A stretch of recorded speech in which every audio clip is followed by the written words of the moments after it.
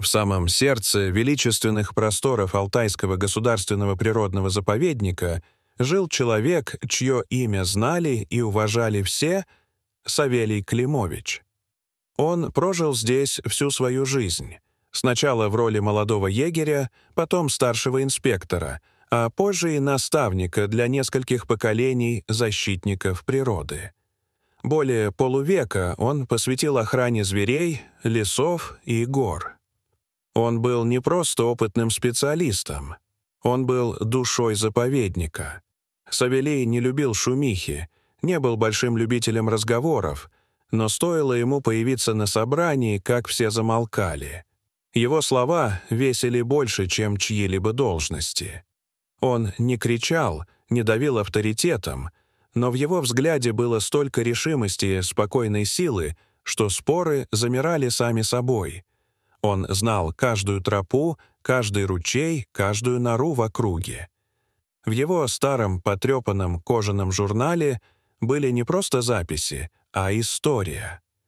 Там были отметки о миграции оленей, даты вылупления птенцов редких видов, описание повадок рыси, которой он однажды выходил после перелома лапы. Каждая страница пахла временем. Семью он так и не завел. «У меня уже есть одна, огромная, мохнатая, пернатая», — улыбался он, показывая рукой на лес. Кто-то называл его чудаком, но даже самые скептичные люди уважали его преданность.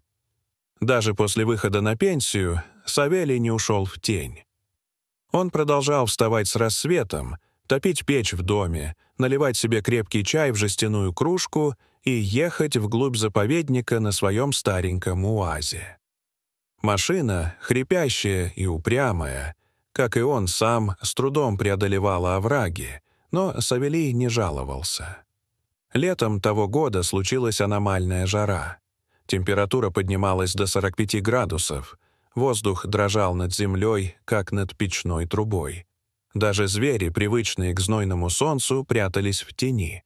Люди говорили, что это испытание, и Савелий соглашался, но не для себя, а для леса, для его обитателей. Он знал, в такую погоду зверям особенно тяжело, и часто помощь может понадобиться неожиданно. Однажды рано утром ему позвонил молодой инспектор. У реки в зарослях ивы нашли раненого зубра. Следы указывали на то, что тот попал в старую браконьерскую ловушку. Савелий сразу понял — время на счету. Он ехал, как всегда, в одиночестве. Воздух был плотным, как кисель, окна распахнуты, но жара все равно душила. Он добрался до места и увидел зверя, огромного, но ослабевшего, лежащего на боку. На боку зияла глубокая рана, из которой уже почти не текла кровь. Значит, сил у зубра на борьбу больше не осталось. Савелий подошел, медленно заговорил, тихо, с уважением, с лаской, словно с равным себе.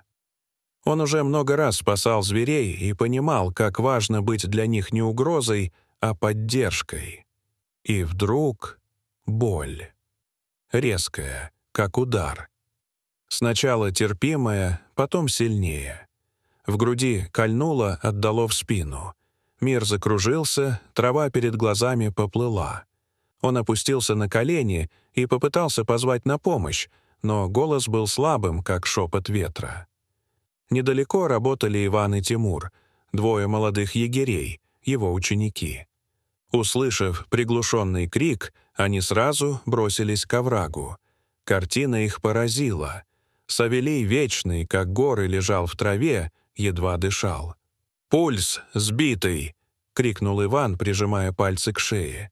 «Где его лекарство?» — метался Тимур. «Он же всегда с собой носил!» Но карманы оказались пусты. Савелий, видимо, спешил. Взял только аптечку для зубра, а о себе не подумал. Машину скорой помощи вызвали по рации. Она прибыла быстро, но дорога к медпункту ухабистая, как судьба. Все вокруг замерло. Солнце палило безжалостно, а сердце Савелия уже билось еле слышно.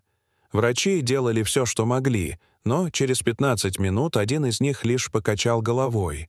Сердце не выдержало. Весть о смерти Савелия разлетелась, как горный ветер. Люди плакали, даже те, кто знал его всего несколько недель. Потому что Савелий был не просто коллегой.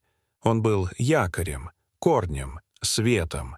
Его смерть казалась невозможной, как будто само время вдруг остановилось.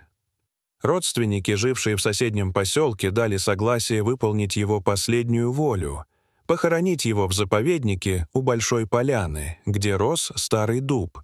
Там он любил сидеть в одиночестве, слушать птиц, думать. На рассвете следующего дня у Центральной долины собрались все — сотрудники, местные волонтеры. На деревянной платформе с руками на груди лежал Савелий. Его лицо было спокойным, будто он просто уснул после трудного дня. Когда началось прощание, никто не говорил громко. Люди подходили молча, кланялись, шептали слова благодарности. Иван и Тимур стояли рядом плечом к плечу, не пряча слез. И тут произошло то, что потом будут рассказывать как легенду. С громким, глухим рычанием у входа в долину появился огромный бурый медведь. Он шел уверенно, но не пугая и не угрожая. Он шел прямо к Савелию. Люди замерли, кто-то даже шагнул назад, но зверь не обращал ни на кого внимания. Он подошел к гробу, обошел его, а затем улегся у ног Савелия. Потом медведь склонил голову и зарычал. Не агрессивно, протяжно, печально, будто пел. Иван узнал его.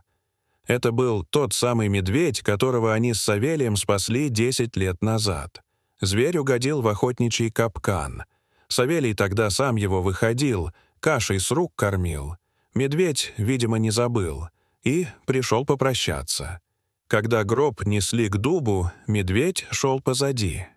Ни один человек не осмелился прервать эту тишину. Когда гроб опускали в землю, зверь издал такой рев, что трава задрожала. Это был рев боли, прощания, благодарности. На могиле установили простой камень со словами: «Савелий Климович, защитник дикой природы, 50 лет службы». С тех пор прошло несколько недель. Люди продолжали приходить. Кто-то с цветами, кто-то просто молча постоять. Медведя видели там не раз. Он ложился у могилы и часами лежал, иногда тихо рычал, как будто разговаривал.